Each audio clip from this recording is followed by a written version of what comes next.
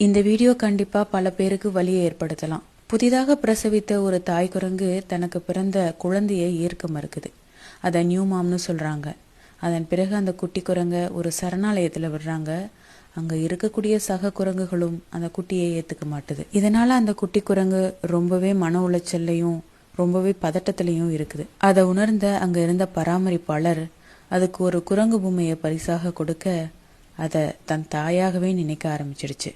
எந்த அளவுக்கு அப்படின்னா, சக குரங்குகள் தன்னை தாக்க வர்றப்ப கூட ஓடி போய் தன் அம்மாவா பாதுகாவலனா நினைச்சு அந்த குரங்கு பொம்மை பின்னால ஓடி போய் ஒழிஞ்சுக்கிறதா இன்னைக்கு பாக்குற பல பேரையும் கலங்கடிச்சிருக்கு.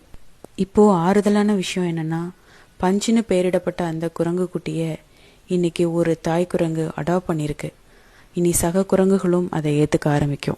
இந்த பஞ்ச் குரங்கு நமக்கு வெளிப்படையாவே ஒரு விஷயத்த சொல்லுது. நாம எதையாவது இறுக பற்றி கொண்டு அடுத்த கட்டத்துக்கு முன்னேறிதான் ஆகணும்.